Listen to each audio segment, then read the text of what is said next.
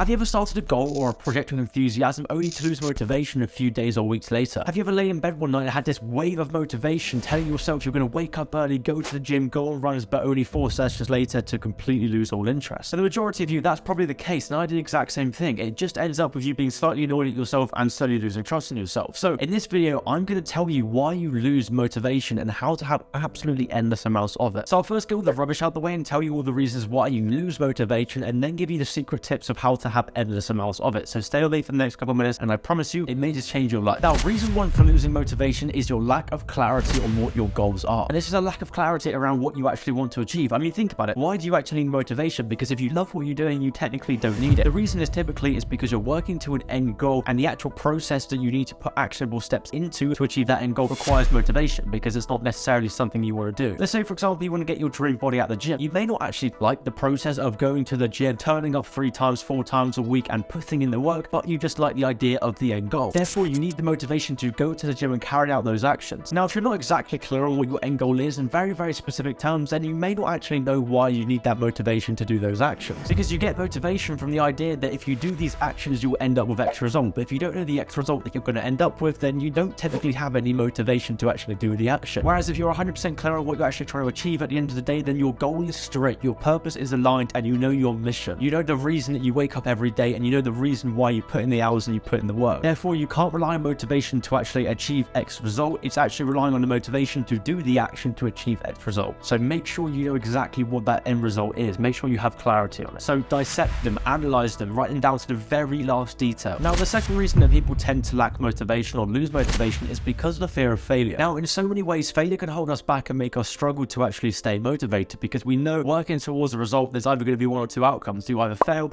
or you succeed. And even the possibility, the idea of failure makes you feel like you don't actually want to try in the first place, because failure is what is at the forefront of your mind. That's what you're thinking of. That's what you're scared of. Now, a good way to think about this, or a way to overcome it, is think about the backwards law. The backwards law is essentially the premise of the less you think about something or the less you do something, the more likely you are to actually achieve that thing. A good example, a good metaphor of this is if I say to you, don't think of a pink elephant, the thing you're thinking about right now is a pink elephant. If you're trying to not think about it, it will stay in the forefront of your mind. Whereas if you don't try to not think about it, you won't think about it. And you can apply this with the actual goal that you're trying to achieve. If all you're thinking about is the possible outcomes, it could be failure, it could be success, then you're going to put way too much pressure on those outcomes. If you stop thinking about whether you're going to succeed or fail and just thinking about putting the actionable steps in, putting the work in that's going to put you down that path of success, that's all you need to do. Because in some ways, the more pressure that you're going to put towards trying to achieve this goal, it's going to have a repellent effect, and it can become much less likely to happen. So just think about the steps that you could put towards it. Think about the variables that you're in control of. Now, the third reason you may be losing motivation is because of burnout. Now, anyone that's on a mission, anyone that's trying to achieve a goal has at some point experienced burnout. It's essentially when you're almost overrunning the operating system within your head. And sometimes it just needs a small rest. Now, I've always been in 2 minds about burnout, or whether it's a facade that people make up to have an excuse for being lazy,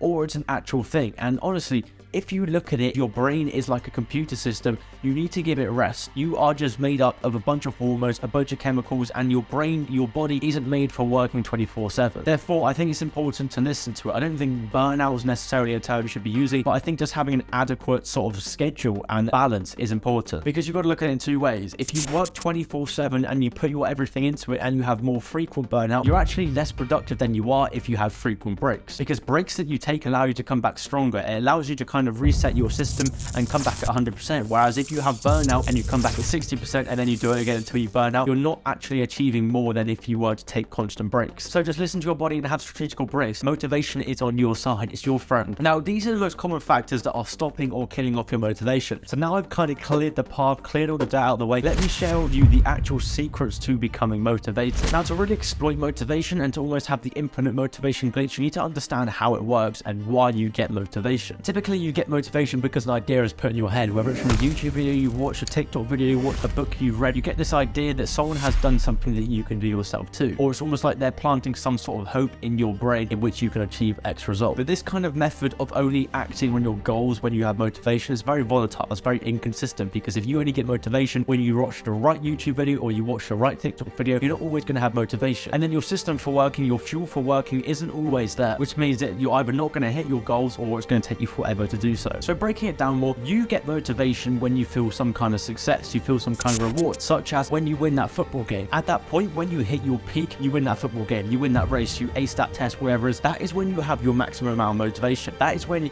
you win, you succeed, and then you feel like you could do it again. You feel like you want to go harder and give it much more. So when you watch these TikTok videos and these YouTube videos of other people succeeding, it's almost like they are sharing some of their peak motivation with you, in which starts your journey. So how can you have motivation where it's always yours and it's not like it's being shared by other people without constantly achieving something? Well, think about it like this, right? Motivation is like a cycle. Action creates results and results create motivation, which then leads to action and then leads to results. Cycle continues. So you actually have to jump in halfway through the cycle. You don't start off at motivation to then do action to then get results to then get motivation. You have to start off in the action part. You have to just start doing. You have to just start delivering the actions of the person that you want to become in order to get the result, to get the motivation to then do it again. A good way to look at it is to picture it as if it's an old car, right? An old car that doesn't really work. The motivation is the engine turning on, the action is it moving, and then the result is it driving. Sometimes that car needs a small push down the hill to actually get the engine working. So sometimes you actually just need to give it a push down the hill. The push down the hill was the action to get it moving, turn the engine on, motivation starts, results are produced, the cycle continues. And the action that you take towards your goal will start to self-produce motivation for yourself to then do more action. But if motivation is not where you start and you have to take action first before you get rewarded motivation, where do you actually start? And this brings me to my final point of the video, the secret to endless amounts of motivation, and that is to ignore motivation. It sounds counterproductive and it sounds like this whole video was a joke, but this concept, which is known as discipline,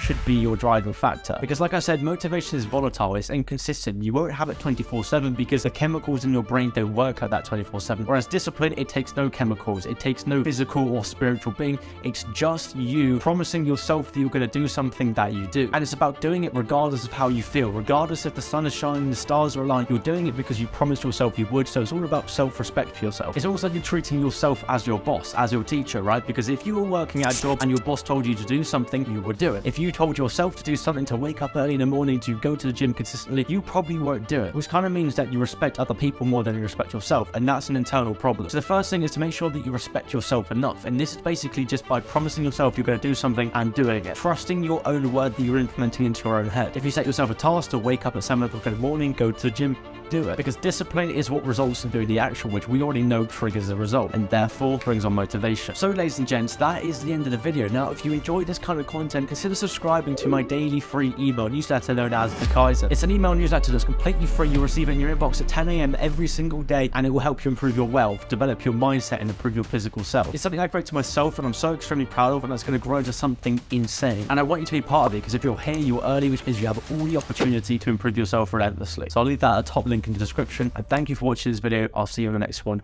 Cheers.